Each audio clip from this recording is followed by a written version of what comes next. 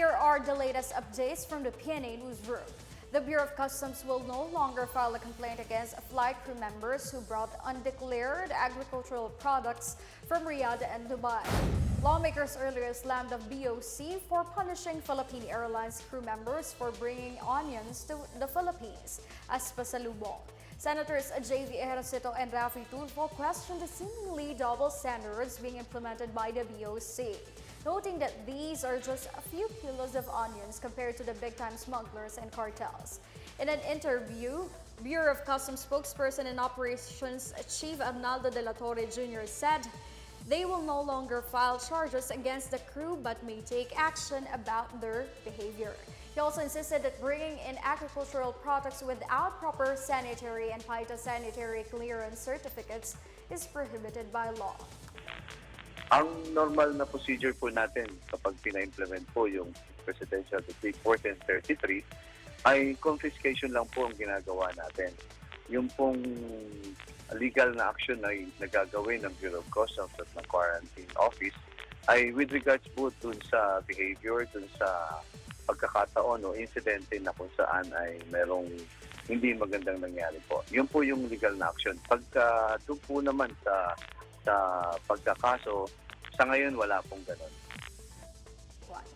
The National Task Force to End Local Communist Armed Conflict or NTF-ELCAC believes that more peace and development projects will be implemented with the appointment of retired military chief Eduardo Año as the National Security Advisor. NTF-ELCAC Executive Director Emmanuel Salamat said that as someone who already had the privilege to serve under Año's leadership, he is certain that Año will be a boon to the National Task Force. He added Año had already proven that he values the efficiency of an organization, being the former Chief of Staff of the Armed Forces of the Philippines and of the Department of Interior and Local Government. Salamat said that NTF-ELCAC is honored to work with Año and will support his leadership to pursue lasting peace and prosperity for the people. He said the NTF-ELCAC aims to dismantle all remaining guerrilla fronts within the year. The General Santos City Airport has reported no damage from the magnitude 7 earthquake that jolted Davao Occidental. The Civil Aviation Authority of the Philippines said normal operations continued at the airport since the earthquake. CAAP spokesperson Eric Apolonio meanwhile said passengers need not worry as flights were not affected. The Philippine Institute of Volcanology and Seismology earlier logged the earthquake as magnitude 7.3 and later downgraded it to magnitude 7. The tectonic quake struck 346 kilometers southeast of Balut Island in Sarangani. PWOX earlier said aftershocks are possible but no tsunami threat has been reported. In other news, Bulusan Volcano is now back to normal level or alert level 0 after volcanic activity slowed down.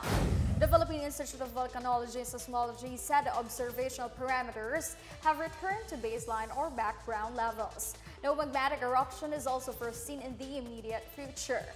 PWOX has been recording 0 to 5 shallow earthquakes at Bulusan Volcano per day, as well as very weak to weak emission and lower to no input from deep magma sources. Despite Bulusan Volcano being back to its normal state, the entry into its 4-kilometer radius permanent danger zone is still off limits.